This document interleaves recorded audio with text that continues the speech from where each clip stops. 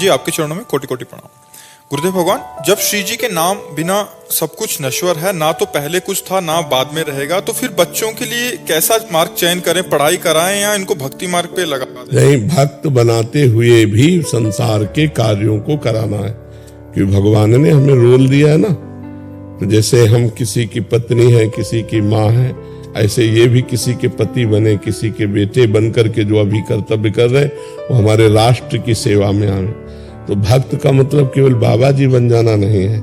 भक्त का मतलब देखो, हमको क्या करना पड़ा, हम 20 वर्ष एकांत में रहे, लेकिन आके समाज सेवा करनी पड़े कि नहीं करनी? रात्रि से लगे, 1 बजे रात्रि से लगे, बराबर अनवरत लगे, तो ये भी कर्तव्य कर्म करें।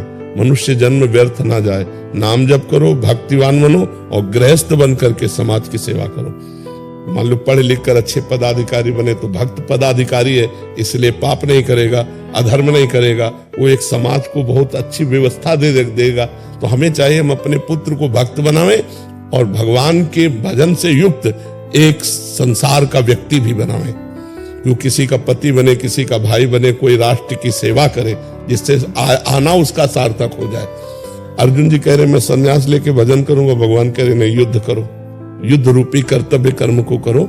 तो बच्चों को पढ़ाए लिखाए और भगवान की भक्ति से युक्त करके एक सदगृहस्थ बनाए।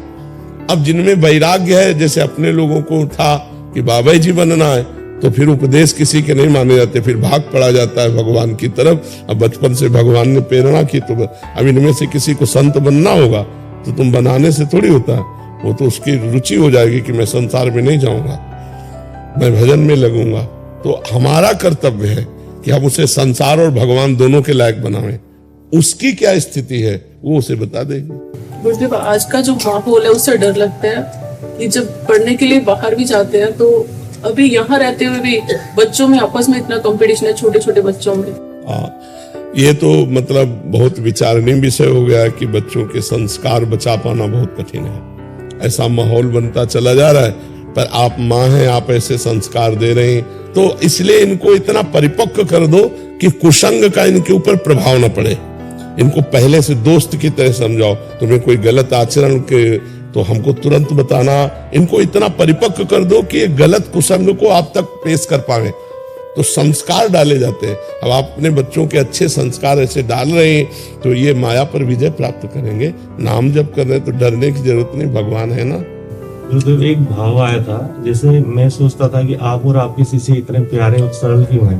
तो कल मैं गुरुदेव भगवान की मुझे दर्शन हुई वाटिका, राधा वाटिका में, तो मुझे सब कुछ सारा क्वेश्चन का आंसर वहां पे मिल गया। गुरुदेव वो इतने प्यारे, इतने सरल थे, मतलब मुझे एहसास हो रहा था कि आप भी वहां पे हो आसपास। नहीं, उन्हीं का सब कुछ है।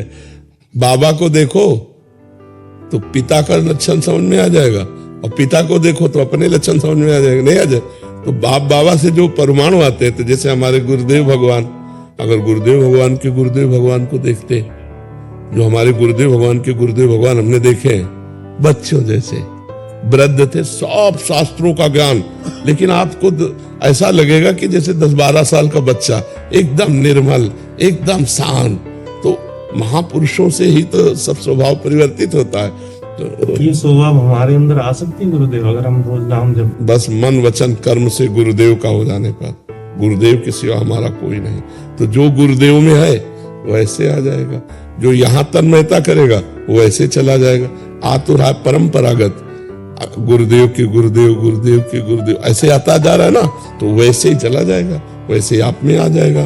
पर हम तन्मयता धारण करें तब है।